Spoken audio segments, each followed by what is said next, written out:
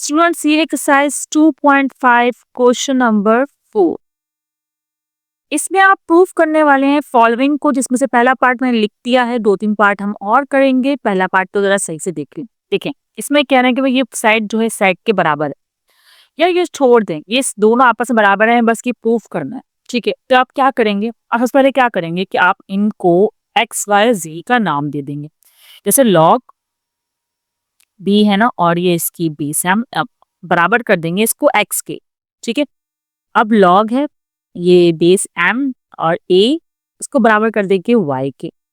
ठीक है, फिर लॉग है बेस बी, ये लॉग के साथ लिखा है मैंने, और ए इसको बराबर कर देंगे जेड के। ठीक है, अब क्या होगा? अब आप इसको लोगैरिथम फॉर्म में है तो इसको एक्सपोनेंशियल फॉर्म में लाएंगे।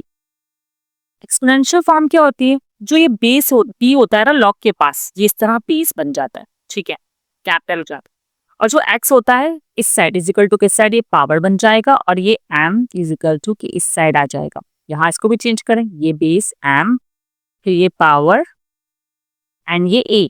ठीक है, फिर ये बेस b, ये पावर z, और फिर ये e। ठीक है, इनको आप नाम देने इक्वेशन 1, इक्वेशन 2 एंड 3। ठीक है, अब इनमें देखें आप, ये दोनों इन दोनों इक्वेशन की एक साइड बराबर है। अगर एक साइड बराबर हो तो आप कंपेयरिंग कर सकते हैं। अब आप कीजिए कंपेयरिंग। आप तब तक सॉल्व करिए तक ये एक्स वाई जे, मतलब ये X multiply Y is equal to Z ना आ जाए। ठीक है, फिर आप इसको आपसे पुट कर सकते हैं। ठीक है, अपने कंपेयरिंग की साइड तो बराबर, जो साइड बराबर होती है इसको नहीं लेते और दूसरी साइड्स को लेते हैं। जैसे ये एम वाई बी जेड, तो आपने M Y equal to B power Z ले लिया। अब क्या करें? अब सिर्फ ये इक्वेशन बची है, इसका कुछ काम करना होगा। देखिए, यहाँ भी एम है, यहाँ भी एम है, बस इसके पास पावर है। छोड़े इस पावर को, ये एम बी एक्स के बराबर है ना, तो क्या हम ऐसा नहीं कर सकते कि मैं बी एक्स लिख दूं? फिर आप लोग बोलेंगे पावर कहाँ गई? इस पावर को एम के ऊपर ही समझे रहने दिया है। देखें, यूं किया मैंने, एम लिया ब्रैकेट, पावर वाई को रहने दिया, फिर एम की वैल्यू बी एक्स लगाई, देन मल्टीप्लाई करवा दिया, पावर को एक्स वाई हो गया। समझ में आया? ठीक है, अब ये बी जेड जो है ये एज इट इज रहने देते हैं। ओके, अब तो भाई भला ही हो गया।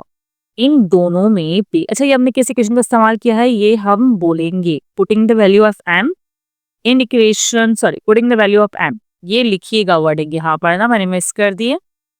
अब यहाँ पर बेस सेम है। देखिए, मैथ्स का एक रूल होता है, बेस सेम तो पावर्स को सॉल्व करते हैं आप, मतलब पावर इक्वल, और अगर पावर सेम हो तो बेस इक्वल। ये मैथ्स का रूल है। यहाँ बेस सेम है तो पावर इक्वल, इसको आप पूरा इस तरह बड़ा करके लिखेंगे। सही है, X Y equal to Z. अरे आंसर तो आ गया, X Y equal to Z. कहाँ आया? देखिए भाई, आप वैल्यू पुट करें, एक्स की वैल्यू क्या थी? लॉग पी एम, वाई की वैल्यू क्या थी? लॉग एम ए, इसकी वैल्यू क्या है? इज इक्वल टू, यहाँ लिख देती हूँ, कोई मसला नहीं है, लॉग बी ए। प्रूफ। अच्छा, पहले ये किया है, फिर आपने ये किया है, फिर आपने ये किया। Putting the value of X Y Z जरूर लिखिएगा। स्टूडेंट्स, ये पार्ट 2 तो बिल्कुल इसी की तरह है, पहले क्वेश्चन की तरह। अगर आप गौर करें तो बस थोड़ा सा वैल्यूज में फर्क है, यही करना है आपने। एक्स वाई जी की वैल्यू बनानी है, फिर इसको एक्सपेंशन फॉर्म में कन्वर्ट करना है, फिर कोई दो इक्वेशन कंपेयर हो रही होंगी और एक की वैल्यू पुट हो रही होगी, एंड देन फाइनल आंसर, फिर बेस सेम करनी है, एंड फाइनल आंसर आपके पास आ जाएगा। सही है, तो ये आप ट्राई कीजिएगा, हम करते हैं बाकी की दो पार्ट। चलिए इस क्वेश्चन को स्टार्ट करते हैं। सेम वही मेथड है भाई, क्या करना है देखें, आपने क्या करना है, लॉग बेस बी, ए को बराबर लेना है एक्स के। ठीक है, फिर इसकी बारी आई लॉग सी, एंड ये बी, इसको बराबर लेना है वाई के। फिर आप ये लॉग सी इसको भी लेंगे, ये नहीं कि आप इसे इग्नोर करेंगे। ए हो गया, बी हो गया, अब ये सी वाला जो है, मतलब सॉरी इसके पास सी है, वो आपने करना है log C A is equal to Z. ठीक है, ये काम करने के बाद फिर आपने वही एक्सपोनेंशियल फॉर्म में जाना है। थोड़ा जल्दी करते हैं, exponential form converted into exponential form. आपको पता है बी जो है वो कैपिटल हो गया था, और ये पावर बन जाता है, और बराबर होगा ए के। इस तरह ये बी सी जो है कैप्चर होगा और ये पावर बन जाएगी और बराबर होगा ये बी के। फिर ये सी कैप्चर हो जाएगा और ये पावर बन जाएगा और इजिकल टू के साइड आ जाएगा ए। ठीक है, इनको आप नेमिंग देंगे 1 2 3 सेम स्टेप जैसे कि हमने प्रीवियस क्वेश्चन में किए हैं। सही है? अब कंपेयरिंग करनी होगी किसकी करें, देखें ये भी ए है ये भी ए है, 1 और 3 की कंपेयरिंग कर सकते हैं। इक्वेशन 1 एंड 3 की कंपेयरिंग की तो आपको बताया था, दो साइड सेम होती है उसको नहीं लिखते, दो साइड अलग होती है, like B X is equal to C Z, इसको लिखेंगे आप। फिर उसके बाद वैल्यू पुट करने की कोशिश करते हैं। देखिए ये बी है, इसके ऊपर एक्स है, इसको बोर्ड करें, बी की अपनी वाली जो है वो सी वाई है, फिर एक्स से मल्टीप्लाई करवा दीजिएगा। जैसे कैसे बताती हूँ मैं आपको, जैसे कि ये बी है, ठीक है, बी की अपनी वैल्यू है, सॉरी क्या है, कहाँ गई थी मैं, ये बी एक्स है, ये बी है, बी की वैल्यू है सी वाई, तो सी लिखे ना यहाँ पर, सी लिखें और y और ये वाला x हो जाएगा मल्टीप्लाई। जैसे लास्ट क्वेश्चन में सिखाया था एक्स वाई कर दें, y x नहीं समझ में आ रहा तो प्रॉब्लम एक्स वाई, ठीक है, और यहाँ पर c की वैल्यू z। फिर मैंने कहा था कि अगर बेस सेम हो तो पावर को इक्वल लिख सकते हैं। अब मैं जरा अरेंज करके लिख रही हूँ, X Y is equal to z।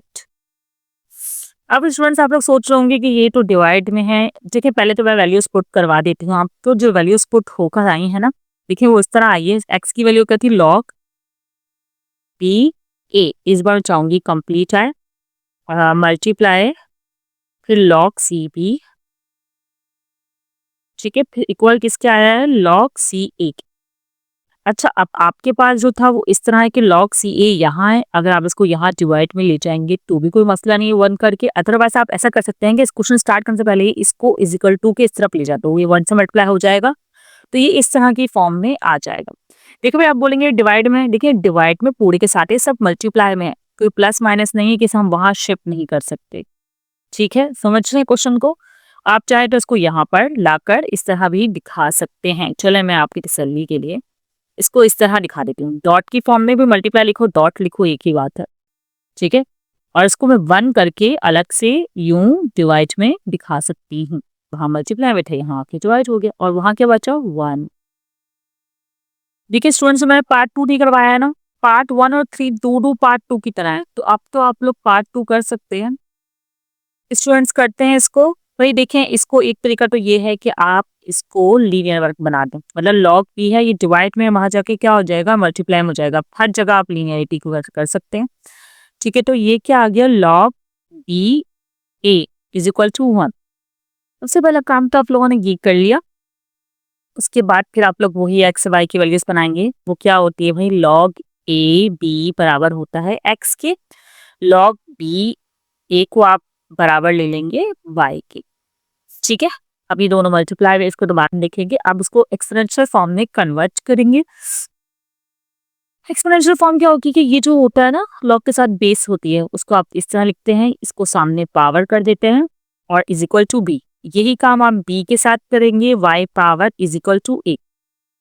अगला स्टेप होता था आप लोग का कंपेयरिंग हर जगह, लेकिन यहाँ पर तो कोई दो साइड सेम ही नहीं है, कंपेयर किसको करेंगे, तो यहाँ पर आप लोग सिर्फ एक ही काम कर सकते हैं, या तो ए की वैल्यू को बी वाई यहाँ पुट कर दें, ठीक है, या फिर मतलब कि आप लोगों को वैल्यू पुट करनी है, सही है, या फिर बी की वैल्यू को ए एक्स यहाँ पुट कर दें, जो आप लोग को सही लग रहा है।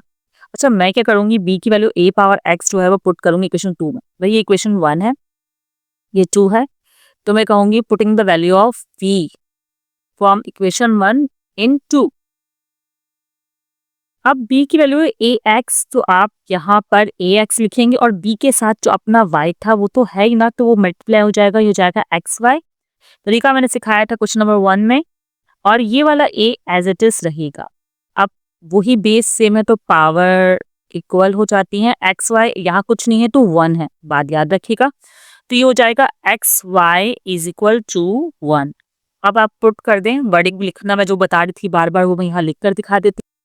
Put value of x and y, तो ये एक्स की वैल्यू जो थी वो है लॉग बेस ए बी, फिर ये मल्टीप्लाई का साइन बनाएं या आप डॉट बनाएं no problem, log base B A, और ये बराबर किसके 1 की।